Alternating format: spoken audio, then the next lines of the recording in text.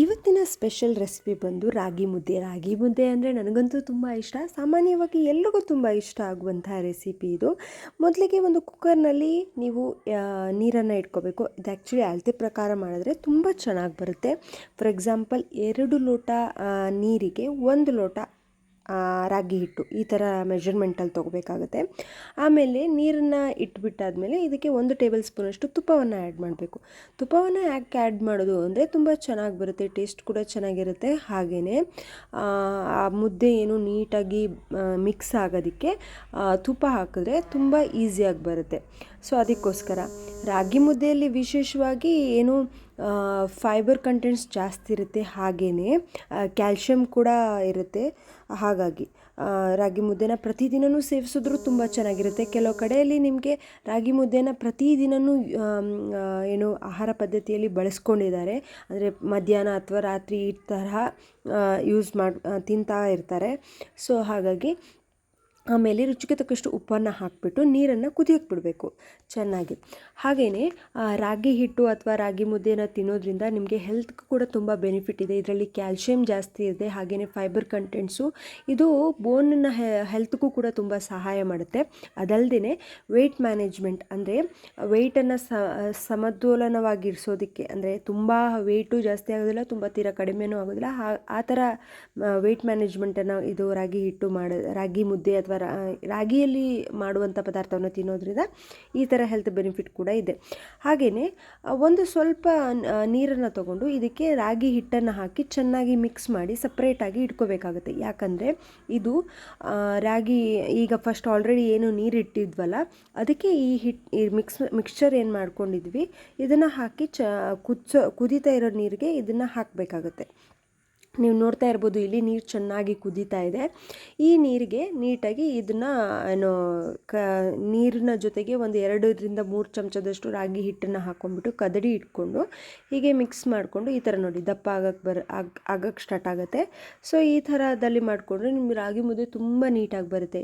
ತುಂಬ ಜನಕ್ಕೆ ಕನ್ಫ್ಯೂಷನ್ ಇರುತ್ತೆ ಹೇಗೆ ಮಾಡೋದು ಅಂತ. ಅದಕ್ಕೆ ನಿಮಗೆ ಈಸಿಯಾಗಿ ಮೆಥಡನ್ನು ನಾನು ನಿಮ್ಗೆ ಇಲ್ಲಿ ತೋರಿಸ್ಕೊಡ್ತಾ ಇದ್ದೀನಿ. ಈ ಥರ ಮಾಡೋದ್ರಿಂದ ನೋಡಿ ಅಂಬ್ಲಿ ಥರ, ಕೆಲವರು ಇದನ್ನೇ ಉಪ್ಪು ಹಾಕ್ಕೊಂಡ್ಬಿಟ್ಟು ಈರುಳ್ಳಿ ಮತ್ತು ಏನು ಕೊತ್ತಂಬರಿ ಸೊಪ್ಪನ್ನು ಹಾಕಿ ಹೀಗೆ ಕುಡಿದು ಬಿಡ್ತಾರೆ ಬೆಳಿಗ್ಗೆ ಮಾರ್ನಿಂಗು. ಸೊ ಅದಕ್ಕೆ ಇದನ್ನು ನೋಡಿ ಈ ಥರ ಬರೋದಕ್ಕೆ ಸ್ಟಾರ್ಟ್ ಆಗುತ್ತೆ. ಕೊಚ್ಚ ಅಂತ ಕುದೀತಿದೆ, ನೋಡ್ತಾ ಇರ್ಬೋದು ನೀವು. ನೀಟಾಗಿ ಕುದಿಯೋದ್ರಿಂದ ಅದು ಏನು ಎಲ್ಲ ನೆಕ್ಸ್ಟ್ ಹಾಕೋ ಹಿಟ್ಟು ಜೊತೆಗೆ ನೀಟಾಗಿ ಮಿಕ್ಸ್ ಆಗುತ್ತೆ, ಎಲ್ಲೂ ಗಂಟು ಬರೋದಿಲ್ಲ ಅನ್ನೋ ರೀಸನ್ಗೆ ಈ ಥರ ಮಾಡ್ಕೋಬೇಕಾಗತ್ತೆ ನಾವು.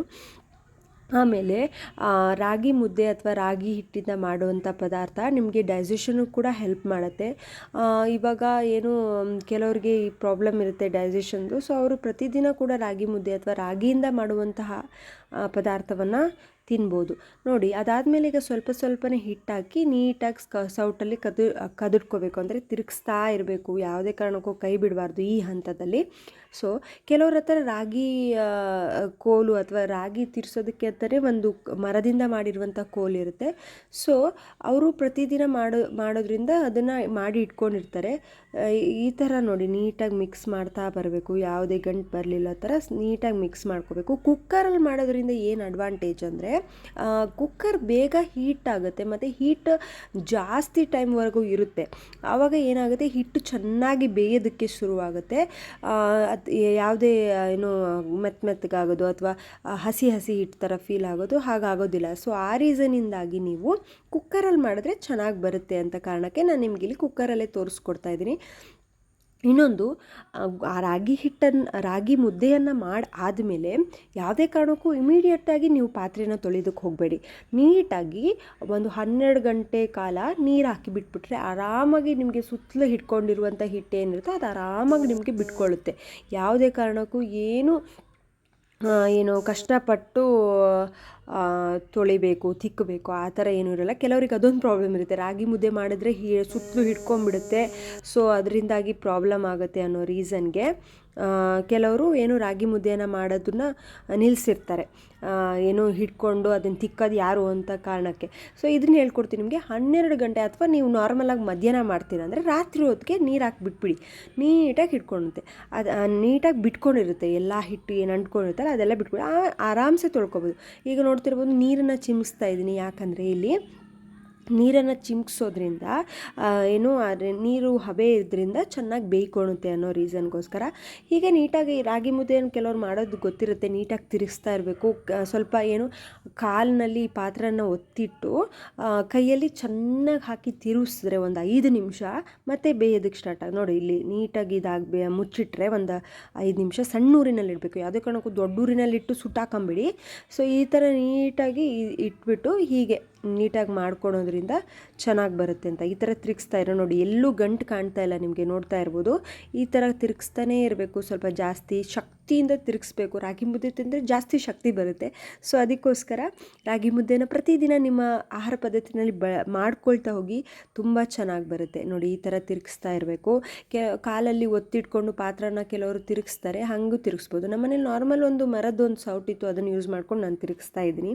ಈಸಿಯಾಗಿ ತಿರುಗಿಸ್ಕೊಳ್ಳೋದಕ್ಕೂ ಈಸಿ ಆಗುತ್ತೆ ಅನ್ನೋ ಕಾರಣಕ್ಕೆ ನೋಡ್ತಾ ಇರ್ಬೋದು. ಈ ಥರ ತಿರುಗಿಸ್ತಾ ಇರೋದ್ರಿಂದ ಸಾಫ್ಟಾಗಿ ತುಂಬ ಚೆನ್ನಾಗಿ ಬರುತ್ತೆ ರಾಗಿ ಮುದ್ದೆ, ಆಯಿತಾ. ಇದ್ರ ಏನು ಕಷ್ಟ ಅಂದರೆ ಅದೇ ತಿರುಗಿಸ್ತಾ ಇರಬೇಕು, ಅಡಿ ಹಿಡಿದಿರತ್ತು ನೋಡ್ಕೋಬೇಕು, ಸುಟ್ಟೋಗ್ಲಿ ಆ ಥರ ನೋಡ್ಕೋಬೇಕು, ಆಮೇಲೆ ತಿರುಗಿಸ್ತಾ ಇರಬೇಕು. ಆ್ಯಕ್ಚುಲಿ ಇದನ್ನು ಹೇಗೆ ಬೆಂದಿದೆ ಅಂತ ಟೆಸ್ಟ್ ಮಾಡೋದ್ರೆ ಕೈಗೆ ಹಾಕ್ಕೊಂಬಿಟ್ಟು ಹಿಂಗೆ ರೌಂಡ್ ಥರ ಹಿಂಗೆ ನೀರು ತಾಗಿಸ್ಬಿಟ್ಟು ರೌಂಡ್ ಮಾಡಿದಾಗ ಕೈಗೆ ಯಾವುದೇ ರೀತಿ ಅಂಟದೇ ಇದ್ದರೆ ನೀಟಾಗಿ ಬಂದಿದೆ ಅಂತ ಅರ್ಥ. ನೋಡ್ತಾ ಇರ್ಬೋದು ನೀವಿಲ್ಲಿ ಈ ಥರ ಬರಬೇಕು. ಆ್ಯಕ್ಚುಲಿ ಇನ್ನೂ ಒಂಚೂರು ಮೆತ್ತಗಿದೆ ಅಂದರೆ ಮತ್ತೆ 1-2 ನಿಮಿಷ ಹಾಗೆ ತಿರುಗಿಸಿ ಮತ್ತೆ ಬಿಟ್ಕೊಳ್ಳಿ. ಸಣ್ಣೂರಿನಲ್ಲಿಟ್ಟರೆ ನಿಮಗೆ ಯಾವುದೇ ಥರ ಸುಟ್ಟೋಗೋದಿಲ್ಲ, ನೀಟಾಗಿ ಬರುತ್ತೆ ನಿಮಗೆ. ಅದಾದಮೇಲೆ ನಿಮ್ಮ ಮನೆಯಲ್ಲಿ ಮಾರ್ಬಲ್ ಅಥವಾ ಏನು ಇದು ಹಾಕಿರ್ತೀರಲ್ಲ, ಅದಕ್ಕೆ ಸ್ವಲ್ಪ ಎಣ್ಣೆಯನ್ನು ಹಾಕ್ಕೊಳ್ಬೇಕು ಅಡಿಗಡೆಗೆ. ಅದೇನೋ ಅಂಟಬಾರ್ದು ಅನ್ನೋ ಕಾರಣಕ್ಕೆ. ಅಂಟೋದಿಲ್ಲ ಯೂಶ್ವಲಿ, ಹಾಗೆ ಅದು ಎಣ್ಣೆ ಹಾಕಿದ್ರೆ ಇನ್ನೂ ಚೆನ್ನಾಗಿ ಬರುತ್ತೆ. ಸೊ ಆ ರೀಸನಿಂದ ಎಣ್ಣೆಯನ್ನು ಹಾಕ್ಕೊಂಡು ನೀಟಾಗಿ ಈ ಥರ ಸವರ್ಕೊಳ್ಳಿ. ಶುದ್ಧವಾಗಿರುವಂಥ ಗ್ರಾನೈಟು ಅಥವಾ ಏನು ಹಾಕಿರ್ತಾರೆ ಮಾರ್ಬಲ್ ಕೆಲವರು ಯೂಸ್ ಮಾಡಿರ್ತಾರೆ, ಅದ್ರ ಮೇಲ್ಗಡೆ ಈ ಥರ ಹಾಕ್ಕೋಬೇಕು. ನೋಡ್ತಾ ಇರ್ಬೋದು ನೀವು, ನೀಟಾಗಿ ಬರುತ್ತೆ. ಇದನ್ನು ಹಾಕ್ಕೊಂಡು ನೋಡಿ ಈ ಥರ ಹಾಕ್ಕೊಳ್ಳೋಕೆ ಸ್ಟಾರ್ಟ್ ಮಾಡಿ. ಹಾಕ್ಕೊಂಡಾಗ ಏನಾಗುತ್ತೆ ಅಂದರೆ ನೋಡ್ತಾ ಇರ್ಬೋದು, ಬಿಸಿ ಬಿಸಿ ಇದೆ. ಬಿಸಿ ಬಿಸಿ ಇದ್ದಾಗಲೇ ನೀವು ಈ ಥರ ಎಲ್ಲ ತೆಗೆದು ನೀಟಾಗಿ ಹಾಕ್ಕೊಳ್ತಾ ಬನ್ನಿ ಕೈಯಲ್ಲಿ. ಅಂದರೆ ಸ್ವಲ್ಪ ನೀರು ತಾಗಿಸ್ಕೊಂಡ್ರೆ ಕೈಗೆ ಬಿಸಿ ಆಗೋದಿಲ್ಲ. ಸೊ ಸ್ವಲ್ಪ ನೀರು ತಾಗಿಸ್ಕೋಬೇಕು, ಆಮೇಲೆ ಇದರಲ್ಲಿರುವಂಥದ್ದೆಲ್ಲನ ಹಾಕ್ಕೋಬೇಕು.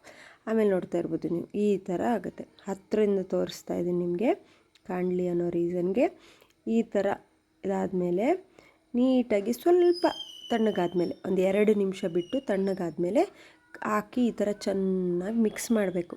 ಎಲ್ಲ ಹಿಟ್ಟನ್ನ ಹಾಕಿ ಚೆನ್ನಾಗಿ ಮಿಕ್ಸ್ ಮಾಡಿದ್ರೆ ನೋಡ್ತಾ ಇರ್ಬೋದು ನೀವು ಎಷ್ಟು ಈಸಿಯಾಗಿ ಎಷ್ಟು ಚೆನ್ನಾಗಿ ರೆಡಿ ಆಗ್ತಾ ಇದೆ ಅಂತ.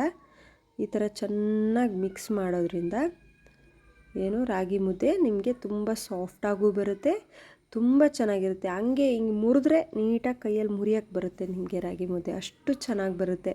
ಇದು ಆ್ಯಕ್ಚುಲಿ ಪ್ರೊಸೆಸ್ ಏನಂದರೆ ಅದೇ ತಿರುಗಿಸ್ತಾ ಇರೋದೇ ಒಂದು ಪ್ರೊಸೆಸ್ಸು. ಅದನ್ನು ಚೆನ್ನಾಗಿ ಮಾಡಿದ್ರೆ ನಿಮಗೆ ರಾಗಿ ಮುದ್ದೆ ನೀಟಾಗಿ ಬರುತ್ತೆ. ಆಮೇಲೆ ಅಳತೆ ಕರೆಕ್ಟಾಗಿರಬೇಕು. 2 ಲೋಟ ನೀವು ನೀರು ತೊಗೊಂಡಿದ್ದೀರಾ ಅಂದರೆ ಅದಕ್ಕೆ 2 ಲೋಟ ಇದ್ದರೆ 1 ಲೋಟ ರಾಗಿ ಹಿಟ್ಟನ್ನು ಮಿಕ್ಸ್ ಮಾಡ್ಕೋಬೇಕು. ಆ ಥರ ಆ ಅಳತೆ ಪ್ರಕಾರನೇ ನೀವು ತೊಗೊಂಡು ಒಂದು ಅಳತೆಗೆ ಇಟ್ಕೊಂಡು ಮಾಡಿದ್ರೆ ತುಂಬ ಚೆನ್ನಾಗಿ ಬರುತ್ತೆ. ನೋಡ್ತಾ ಇರ್ಬೋದು ನೀವು ಇಲ್ಲಿ ಮಿಕ್ಸ್ ಮಾಡ್ತಾ ನೋಡಿ ಈ ಥರ ರೌಂಡ್ ಆಗಿ ಮಾಡಿ ಮತ್ತೆ ಉದ್ದಕ್ಕೆ ಮಾಡ್ಕೋಬೇಕು. ರಾಗಿ ಮುದ್ದೆಯನ್ನು ಮಾಡೋದಕ್ಕೆ ನೀಟಾಗಿ ಈ ಥರ ಮಾಡ್ಕೊತಾ ಬಂದರೆ ಎಲ್ಲ ಕಡೆನೂ ಮಿಕ್ಸ್ ಆಗಿ ಹೀಗೆ ರೆಡಿ ಆಗುತ್ತೆ. ಆಮೇಲೆ ಈ ಥರ ಒಂದು ಉಂಡೆ ಅಷ್ಟನ್ನ ತಗೊಂಡು ನಿಮ್ಗೆ ಯಾವ ಸೈಜ್ ಬೇಕು, ಸಣ್ಣ ಸೈಜ್ ಬೇಕು ಅಂದರೆ ಸಣ್ಣ ಸೈಜು, ಇಲ್ಲ ದೊಡ್ಡ ಸೈಜ್ ಬೇಕು ಅಂದರೆ ದೊಡ್ಡ ಸೈಜ್ ರಾಗಿ ಮುದ್ದೆಯನ್ನು ತಗೊಂಡು ಚಿಕನ್ ಸಾರು, ನಾಟಿ ಕೋಳಿ ಸಾರು ಅಥವಾ ಏನು ಮಟನ್ ಸಾರು ಇದ್ರ ಜೊತೆಗೆಲ್ಲ ತುಂಬ ಚೆನ್ನಾಗಿರುತ್ತೆ.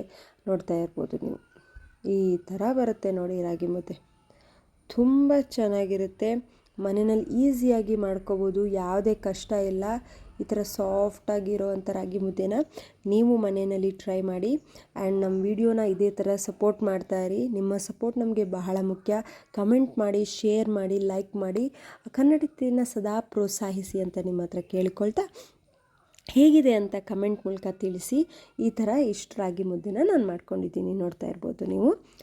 ಇದನ್ನು ಆ್ಯಕ್ಚುಲಿ ಚಿಕನ್ ಸಾರು, ನಾಟಿ ಕೋಳಿ ಸಾರು ಮತ್ತು ಮಟನ್ ಸಾರು ಜೊತೆ, ಆಮೇಲೆ ಕೆಲವರು ತರಕಾರಿ ಕಾಳುಗಳನ್ನೆಲ್ಲ ಹಾಕಿ ಸಾರು ಮಾಡ್ತಾರೆ, ಆ ಸಾರು ಜೊತೆಗೂ ತುಂಬ ಚೆನ್ನಾಗಿರುತ್ತೆ. ನೀವು ಟ್ರೈ ಮಾಡಿ, ಹೇಗಿದೆ ಅಂತ ಕಮೆಂಟ್ ಮಾಡಿ. ನಿಮ್ಮ ಕಮೆಂಟ್ ನನಗೆ ಬಹಳ ಮುಖ್ಯ ಆಗುತ್ತೆ. ಯಾಕಂದರೆ ನಾವು ಇವಾಗ ಆಲ್ರೆಡಿ ಒಂದು ಬಿಗ್ ಫ್ಯಾಮಿಲಿ ಜೊತೆಗಿದ್ದೀವಿ, ಏನು ಯೂಟ್ಯೂಬಲ್ಲಿ. ಆ ಫ್ಯಾಮಿಲಿ ಇನ್ನೂ ದೊಡ್ಡದಾಗಬೇಕು ಅನ್ನೋ ಆಸೆ. ಇದೇ ಥರ ಸಪೋರ್ಟ್ ಮಾಡಿ. Thank you.